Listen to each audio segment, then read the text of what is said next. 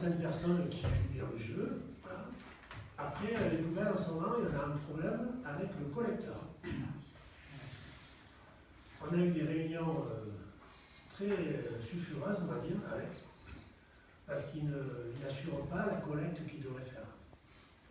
Donc ça, au-delà des gens qui peuvent mettre encore des sacs à côté, il y en a encore, il ne faut pas dire que tout le monde, il y en a encore qui ne font pas d'efforts, ça existe, évidemment. Il y en a qui amènent des sacs et qui jettent à côté, parce que s'ils voient que le tambour, il y a un sac qui a mis dans le portier ouvert, il s'agit d'ouvrir le tambour en plein et refermer le sac qui tombe. Après, il y a les moulins, en ce moment, c'est beaucoup plein. C'est beaucoup plein parce qu'ils ne vident pas. Donc c'est vrai que normalement, ils venaient 2 fois par semaine. Cette semaine, ils ne sont pas venus. Depuis vendredi, ils ne sont pas venus. Donc, ils viennent demain, normalement. Mais ça a chauffé pour leurs oreilles. Parce qu'on a eu la semaine dernière déjà une réunion là-dessus. Et la collecte, c'est pas ça. Et surtout que l'été, ça va. Oui, bien sûr, je sais. Donc déjà, on leur a dit, l'été, il y aura plus de monde. Donc, alors, la collecte maintenant des ordures ménagères, c'est pas comme avant, où avant, ils passaient 2 fois par semaine, 3 fois l'été, tout ça. Aujourd'hui, le principe de la collecte, c'est qu'ils passent quand ils veulent, mais 0 débordement. Donc, c'est à eux à passer quand ils veulent. C'est à eux de s'organiser. Alors, ils nous ont sorti qu'ils avaient un logiciel, et le logiciel, il estimait que telle colonne, la veille, elle n'allait pas être pleine, donc ils n'allaient pas la vider. Parce que si elle n'est pas à 62%, ils ne la vident pas, c'est le logiciel la veille, depuis Frontarquier qui le dit. Ah non, mais je ne peux pas me mettre à faire le logiciel pour voir qu'on sait pas. C'est fou, hein. Donc, parce que maintenant, la chauffeuse, on dit comme ça, une femme, qui fait son travail très bien, mais elle a des consignes de sa société pour ne pas lever des colonnes qui ne sont pas assez pleines. Elle préfère ne pas les lever et les laisser, plutôt qu'en passant, comme si elle n'est pas bien pleine, la vider. Elle a des ordres, parce qu'elle, après, elle se fait taper dessus. Donc voilà. Alors c'est vrai qu'en termes de poubelles, on va dire sur le premier trimestre, en gros, jusqu'à la fin avril, je crois, on a quand même réduit le tonnage d'ordures ménagères. Ce qui n'est pas, c'était l'objectif. C'est réduire le tonnage d'ordures ménagères pour diminuer les dépenses, ne serait-ce que pour la collecte et aussi le traitement après incendie. Et on a augmenté le tonnage à côté des flux de tri, ce qui est intéressant aussi. On a encore des tonnages qu'on ne sait pas trop comment ils sont passés, parce qu'il y a la compostage aussi. Voilà. Donc il y a déjà des efforts de fait. Je ne dis pas que tout est bien, il y a des gens qui font bien le boulot, il y en a qui le font moyennement, il y en a encore qui ne le font pas du tout. Voilà. Parce qu'il y a des choses faciles à trier, comme le verre, c'est très facile à trier. Et certains emballages, des bombes, tout ça, qu'on ne sache pas trop où ça va, bon, mais le verre, c'est quelque chose de... Après, on a eu à un moment, on a eu des colonnes de tri sélectif où on n'avait pas le bon tri dedans, donc ça part au centre de tri, et après, si c'est pas bien trié, ça revient et il nous facture la main-d'œuvre, et après, ça nous revient tout à sortir. Donc on paye 2 fois. Donc l'intérêt que aussi le verre, les cartons, les emballages soient triés aussi.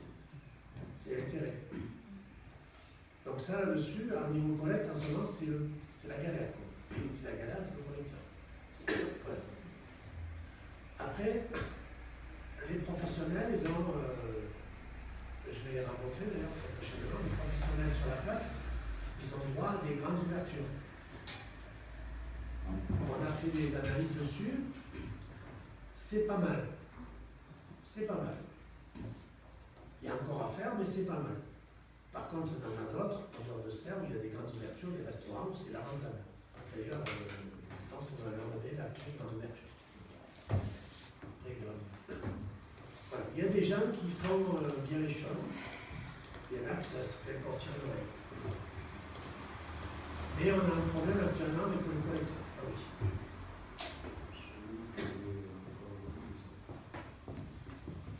Non, mais je sais, aujourd'hui, il y a partout.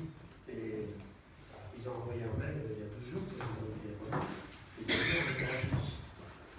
Ça, alors, après, le problème.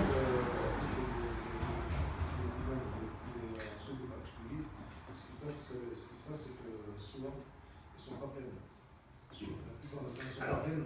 Il y a des sacs qui bloquent. Oui, j'allais y venir aussi sur le problème des colonnes.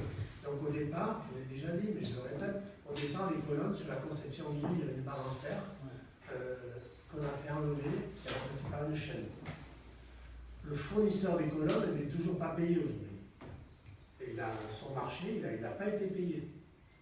Parce qu'on lui a fait changer les barres de fer par des chaînes, on lui a fait modifier les tambours qui restaient bloqués, donc maintenant ils restent bloqués parce que les gens ne manipulent pas comme il faut. Et là, il y a le problème du remplissage. Évidemment, grâce aux discussions avec le collecteur, c'est que lui, il aimerait rencontrer notre collecteur, il aimerait avoir des colonnes pleines.